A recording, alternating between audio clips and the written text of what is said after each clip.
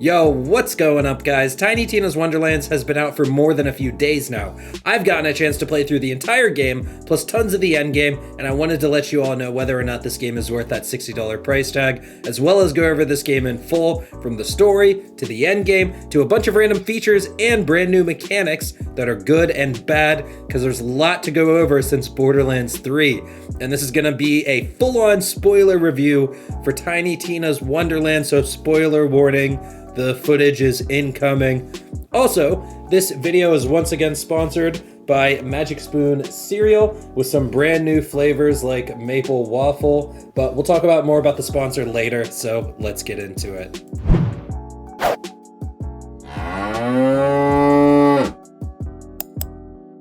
Alrighty, be sure to like and subscribe to the video, by the way. So, like I said, this is just gonna be a full spoiler review.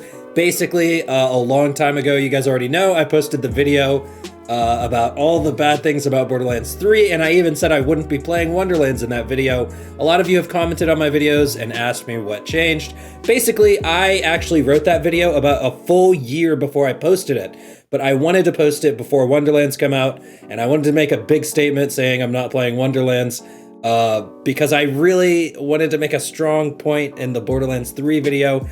But anyways, just wanted to put that out there because a lot of you have been asking. I've been pretty bored, and Wonderlands is out now, and it's pretty dang fun. So I've played through the full game, the story, I've tried all the new mechanics. Obviously, I haven't tried everything in the game ever. I'm still looking for all the new legendaries to test out and stuff like that. But let's go ahead and just get started. So the first thing I want to say about this game is I really like the feel to the game. It actually gave me old school Fable vibes, and what's cool is I actually have a frying pan in this game as well, so some more Fable vibes right there. And this game also reminds me a lot about Godfall. Now, Godfall was a game that Gearbox released. It was a looter slasher, as they called it, and this game feels so similar to that. If anyone has played it, it's about the same length as Godfall story-wise. It actually might be a little bit longer, and the end game is so similar as well. But Godfall did a lot of stuff right. It just wasn't a very fleshed out universe. Not as fleshed out as Borderlands is anyway. They didn't have nearly as many, guns, gear. Well, they didn't have guns in Godfall, but they didn't have nearly as many gear combinations and stuff like that. So Borderlands is obviously a step up because it has a whole fleshed out universe. They're much better with creating tons of awesome gear, loot, skill tree interactions, stuff like that. And yeah, so the first thing we should really talk about is the plot, the story itself, and I'm talking about the storytelling. Now, hear me out. This is going to be controversial to some of you because I know a lot of you loved the story in Wonderlands. Personally, I just think it's average. Now, don't hate me. I didn't say it's bad. I said it's average. And the reason why this actually gives it a bonus plus is because I specifically said in my BL3 video when we were talking about how bad BL3's story was, I was literally saying for most video games, you don't have to have some crazy storytelling adventure like Game of Thrones where there's all these plot twists and it's expert level writing. You just need to have a good enough story with good nostalgia like Mr. Torg blowing up the ocean, good enough story points like the Dragon Lord. I actually thought was a really great character. It was really hilarious to me when the Dragon Lord comes out and he's giving his evil monologue and he's like, "I'm not evil, Tina just writes me this way." That was hilarious to me, and I enjoyed it. But at the same time, you guys gotta remember, it's just a simple hero kill the big evil villain story. There were no plot twists or anything like that. So realistically, in my opinion, it's just an average story. It just has some good humor, some actually good non-cringe humor. I mean, I'm sure it's cringe to some people, but not as cringe as BL3. And they had enough good nostalgia and good moments throughout the story. Also, can I say that it had pretty good pacing as well? There was never really a dull moment during the story playthrough. So yeah, that's what I think about the plot. Next, I want to talk about the new combat systems, the melee system. They are amazing, blow my mind. I love the combat and the melee system, how you can slide in melee, you could jump melee, you could sprint and like dash at an enemy kind of. Also, you could just hold down the melee button and just swing nonstop back and forth. I love, just the new feel to the gameplay itself and just sort of the mechanics of the movement, the melee and stuff like that. It is the best ever in any Borderlands game. And honestly, I'm only sure that the next Borderlands game will just add on to this because that's what they've been doing every Borderlands game. So it actually makes sense that this is better. And they definitely did some good things with it. Next, I want to bring up the freaking lucky dice because so in this game, there are a set of lucky dice. Everyone who owns this game already knows this. But basically, you have to collect every lucky dice in the game to get your loot luck up so that you can really farm for dedicated drops without wasting a lot of time. And also so you can just get legendaries in general without wasting a lot of time. Because without all of the lucky dice, your loot luck isn't going to be very high. And it's a little difficult to keep up with. I really hate this system. Personally, I wish maybe Chaos, like once you get to Chaos 10, Chaos 15, like it shouldn't matter if you have all the lucky dice anymore, in my opinion. Or just something needs to change. Or I mean, it doesn't need to change. I think it's fine, I guess. But in my opinion, running around and collecting all the lucky dice, for me personally, my playstyle and how I play these games, it's just a boring 5 hours of me watching YouTube guides and just running back and forth collecting these lucky dice. And you have to do it per character because lucky dice are not for the profile, they're per character. So I have to do this for 5 hours at a time on every single character, just running around each map. Maybe I'll memorize where they are by the frickin' third or fourth character or something. But yeah, not a fan of lucky dice, and just wanted to talk about that for a second. And next we are gonna go into all of the end game. We're going to talk about the Chaos Chamber. We're going to talk about the Anointment system. We're going to talk about the Chaos level system themselves, the raid bosses, the Mayhem modifiers, all of that. But before we do, a quick sponsor break from our sponsor, Magic Spoon. Like I said, this video is brought to you by Magic Spoon, a healthy cereal inspired by Saturday morning cartoons filled with all your favorite cereals, but you won't believe that this one is actually good for you. To be exact, the cereal has 0 grams of sugar, 13 to 14 grams of protein, and only 4 net gram carbs in each serving with 140 calories as well. My new favorite flavor is the maple waffle that they sent me recently, since waffles are my favorite breakfast food, and they're definitely superior to pancakes. And I can snack on this cereal and still fit it into my healthy diet. So go ahead and click the link below to get some Magic Spoon cereal today. You can build your very own variety box and use my code ThickFillet for $5 off. You can choose from the best-selling cocoa, fruity, frosted, peanut butter, cookies and cream, maple waffle, which was my favorite, blueberry, and cinnamon. But wait, Magic Spoon is now adding new Honey Nut to their permanent collection, so be sure to add Honey Nut to your own custom box and try it out as well. And Magic Spoon is so confident in their product, it's backed with a 100% happiness guarantee, so if you don't like it for any reason, they'll refund your money, no questions asked. So click the link below and use code ThickFillet for $5 off, or go to magicspoon.com/thickfillet to save $5 off your order today, and be sure to add the new Honey Nut to your custom box. Alrighty, with our sponsored segment out of the way, let's go ahead and talk about all of that endgame. So first things first, where do we start? Like I said, we got anointments to talk about, we got the Chaos Chamber, we got the Chaos levels themselves. Why don't we start with some of the negatives? And one of the main negatives I'm going to bring up here is the anointment system in this game. The anointment system in this game, now I said the lucky dice have to change, but not really. The anointment system has to change, okay? Currently, as it sits, basically, well, I guess they're called enchantments now. You can get enchantments on your guns, which have special effects. Now, it's not the enchantments themselves that I dislike. There are a lot of them, and, some of them are useless. But most of the enchantments I've seen seem like they can find a use somewhere. So I don't necessarily hate all the enchantments. What I hate is the re-rolling system. And why is that? Because basically it costs this special currency called moon orbs to re-roll your items or gear or any of that stuff, and you get a max capacity of 4,000 moon orbs. Now each re-roll for an enchantment starts at 2 moon orbs, and it doubles every time.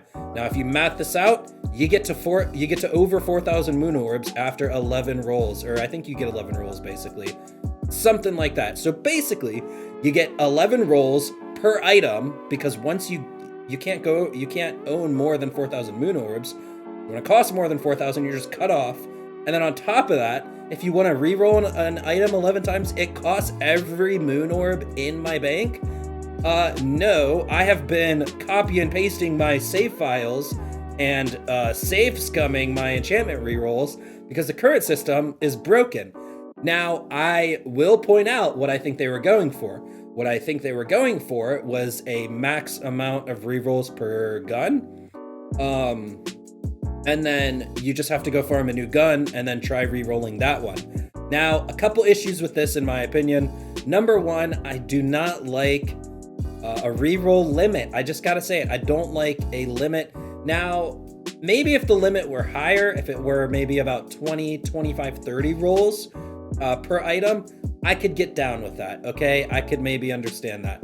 And also, if it didn't take every single moon orb in my inventory on one item, come on, it's just too much.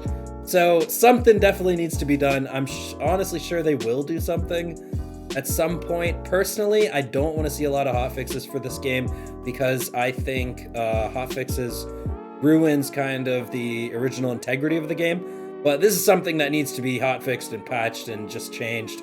Like, rerolls should just cost 100, just like they did in BL3, or less, honestly. And then, just put a max cap of 20 to 30. Instead of 11 max cap, plus it costs every moon orb in my inventory for only one item. And it's just a little bit too much. I had to rant on that for a little bit. Next, let's go ahead and talk about the Chaos Chamber. This is in the pro corner. The Chaos Chamber is an awesome system. That's all the gameplay you're watching in the background is just Chaos Chamber gameplay. It is obviously, as an endgame player, my favorite part of the game. They did so many good things with this Chaos Chamber. Let's just go ahead and kind of break it down one by one, the specific mechanics. Number one, elite encounters. So basically, remember how you could turn on true takedown mode for the Mellow One takedown? Well, you can turn on elite encounters per Chaos Chamber room. And that is a very good mechanic in my opinion, because sometimes I want to go through the Chaos Chamber faster. Sometimes I want to actually have fun and turn on elite encounters and get a good challenge in. But sometimes that's a little tiring.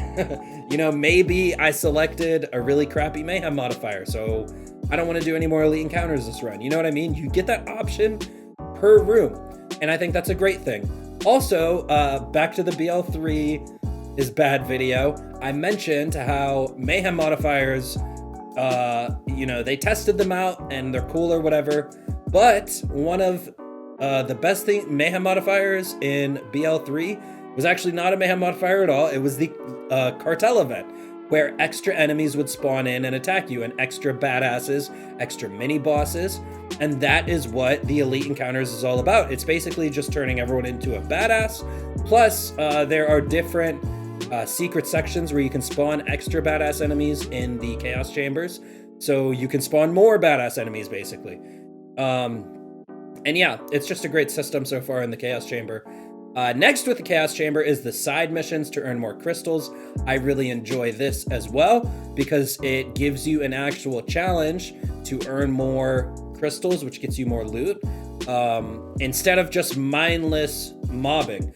That's what was always great about the Malawan and Guardian takedown, was that there were actual mechanics you had to follow. Now, the Malawan takedown for the mobbing sections, not really, but for Wotan, for example, some of the boss fights, there were actual mechanics you have to follow. Now, I get that that's a boss fight. I guess the Guardian takedown's a little better to talk about. I personally enjoyed the crystal sections on the Guardian takedown. I think there were other problems with that takedown, like the length of it, the tediousness of it. So many bug sections were required in the Guardian takedown.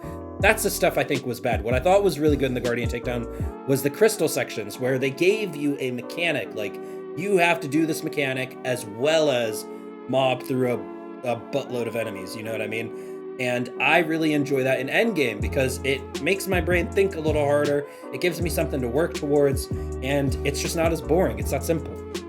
Next, in the Chaos Chamber, they have the different room perks, where each room, you can select between 2 rooms after each round, and you can pick something unique each time just to go for. Once again, this is what's very similar to Godfall, is the Chaos Chamber, and how Godfall had different room perks, and I believe Godfall did it a bit differently. You could loot a different item per room you picked. I forget exactly, but it was very similar, the kind of system they had. But obviously, Wonderlands is a lot better. It's a much more fleshed out universe and stuff like that. And all right, that's everything we have to say about the Chaos Chamber. Next, let's talk about the raid bosses. You guys know me. Finally, we have 4 raid bosses on launch. I really fucking hope, I'm just gonna say it, I really fucking hope that they add raid bosses with the DLCs coming out. There's already 4 confirmed DLCs for this game. I hope we get more endgame content. You know, just throw us a little bone, just one measly little raid boss, or just like a Circle of Slaughter map. I know that enemies from the DLCs and mini bosses will be added to the Chaos Chamber, so that's pretty cool. But I really hope they add extra raid bosses with the DLCs. That's what they did with BL2, and that's what I really hope they do with this game. Now, obviously, BL2 started with much less raid bosses on launch, half as much to be precise. And these 4 raid bosses in this game are all amazing. They all have unique attacks. They all have ways to get around these attacks. And they're just really enjoyable encounters, as well as strong DPS checks, as well as very satisfying to beat and kill and loot. And why wasn't this in BL3? I'm sorry, you guys know me, man. Well, I'll keep talking about BL3 forever, don't worry. I'll make sure nobody ever forgets. Anyways, let's go ahead and talk about the Chaos levels, because BL2 had OP levels, everyone hated them. BL3 had Mayhem levels, everyone hated them. Wonderlands has Chaos levels, and they are fan-freaking-tastic. And why is that? Because your loot does not level with Chaos levels. There's no Chaos level 1 loot. There's no Chaos level 2, 3, 4, 5, 6, 7, 8, 9, 10, 11, 12, all the way up to 20. None of that. There's base loot, chaotic loot, and volatile loot. I think it's called volatile. So there's 2 bonus. So there's basically only 3 levels of loot you can find. And it's technically not even required. I am in Chaos 20. Now, I do have a lot of chaotic gear, to be fair, and I farmed for a lot of it, okay? I worked hard for a lot of it. I farmed for everything I have. I just save scum the anointments. But, I'm enjoying it. You know, my gear is working. Even some of my non-chaotic gear works, although a little bit less. And it's gonna give me something to loot for, something to strive for, on top of looking for that sweet volatile gear. You know, after I play this game enough, I might have a full volatile loadout one day, and it's not required. That's what I love about it. Even though there's 20 chaos levels, it's still not required for a lot of the gear. And that's unlike Borderlands 3, that's unlike Borderlands 2, where you didn't have to refarm your gear every OP level and every Mayhem level in BL2 and BL3, but the farming through the Mayhem and OP levels was definitely a pain. And a lot of people can attest to that. So that is something we once again improved in Wonderlands, which is great. And yeah. Next, one thing I want to quickly mention is Mayhem modifiers were brought back to the Chaos Chamber. Now, this is a slight downside, and that's only because of the design of some of the Mayhem modifiers. Now, I am not against Mayhem modifiers. What I am against is bullshit that is just bullshit, okay? And let me just give you a few examples. Number 1, freaking elemental puddles do the most damage ever. I have literally melted, I have gotten elemental puddles from Mayhem modifiers all around a room, and then I turn around and turn back, and the enemies themselves have died to the elemental puddles and the room's done. And I'm like, I didn't even do anything. But that doesn't happen often. What usually happens is I stand in the elemental puddle and I fucking insta-die. These Mayhem modifiers and puddles just do so much damage.